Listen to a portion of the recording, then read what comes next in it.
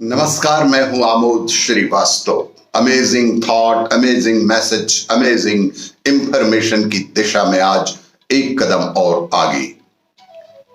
आज के इस दो चिंतन का विषय है कठोपनिषद और सुविधाएं नहीं संस्कार दें।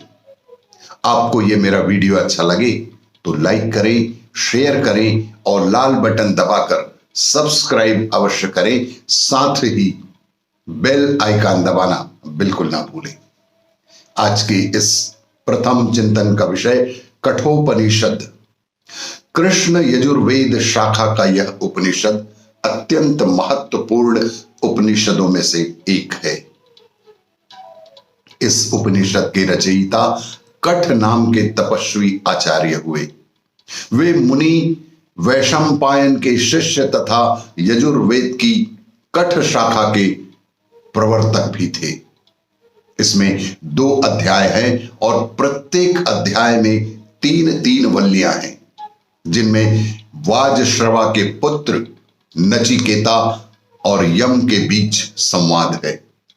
मातृ प्रपंच ने कठ और बृहदारण्यक उपनिषदों में भी भाष्य रचना की थी।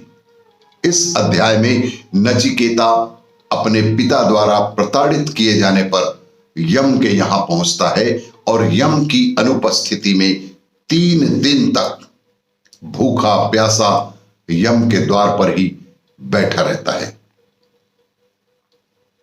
3 दिन बाद जब यम लौट कर आते हैं तब उनकी पत्नी उन्हें बताती है कि ब्राह्मण बालक अतिथि के विषय में विस्तार से बताती है। यमराज बालक के पास पहुंचकर अपनी अनुपस्थिति के लिए नचिकेता से क्षमा मांगते हैं और उसे इसके लिए 3 वरदान देने की बात कहते हैं। वे उसे उक्ति सम्मान देकर व भोजन आदि करा के भी संतुष्ट करने का प्रयत्न करते हैं।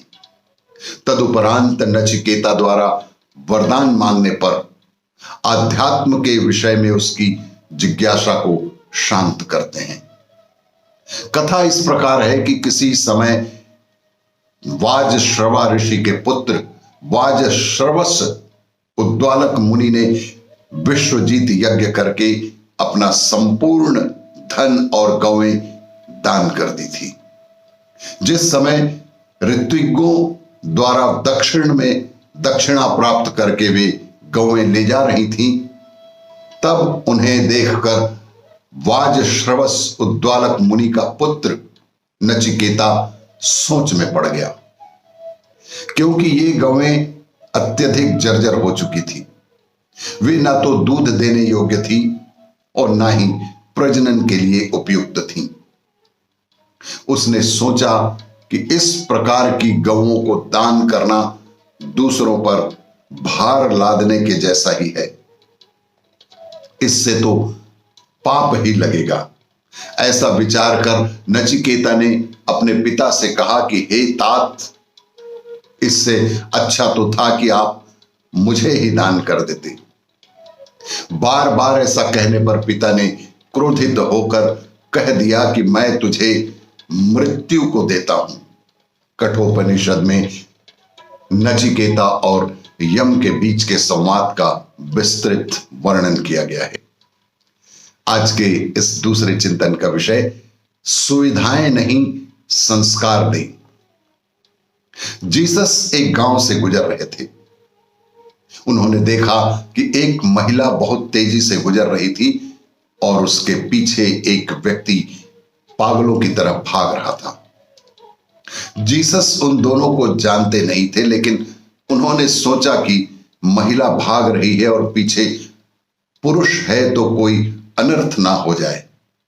ऐसा सोचकर जीसस ने उस व्यक्ति को रोका और कहा कि तुम ये क्या कर रहे हो।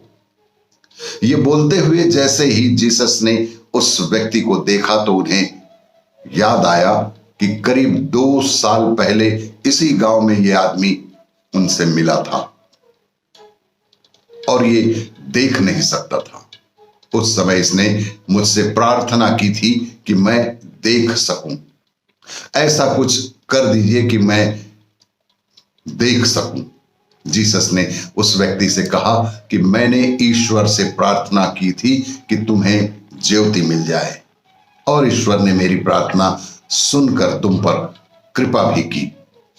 उसी वरदान के प्रभाव स्वरूप तुम आज सब कुछ देख पा रहे हो।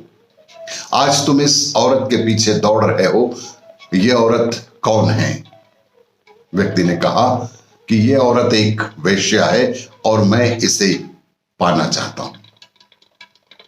यह बात सुनकर जीसस बोले, ये तुम क्या कर रहे हो?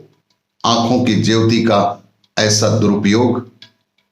व्यक्ति ने जीसस से क्षमा मांगते हुए कहा कि आपने मुझे आंखों की रोशनी दी है, इसके लिए आपको धन्यवाद। लेकिन अच्छा तो यह होता कि आप मुझे विवेक की दृष्टि भी दे देते। मुझे देखना मिल गया, लेकिन आज मैं क्या देख रहा हूं या क्या देखा जाए, मुझे यह दृष्टि दे देते। उसी दिन से जीसस ने तय किया कि मैं लोगों को सुविधाओं के बजाय उन्हें सुधारने का काम करूंगा। इस कहानी से हमें सीख मिलती है कि हमें भी ये बात समझनी चाहिए कि हम किसी को सुविधाएं दिला दें और वह उसका दुरुपयोग करे, इससे तो अच्छा है कि हम उस व्यक्ति को सुधारें। भौतिक वस्तुओं का उपयोग करने का विवेक जगाएं। खास तौर पर बच्चों के लालन पालन में यह बात प्रत्येक माँ बाप को अवश्य ही ध्यान में रखना चाहिए कि बच्चों को सुविधाओं तो दे, लेकिन उसके साथ साथ संस्कार भी दें। सुविधाएं देने से बेहतर है कि हम बच्चों को अच्छे संस्कार दें। आपको यह मेरा वीडियो अच्छा लगे तो लाइक करें, शेयर करें और सब्सक्राइब अवश्य करें। धन्यवाद।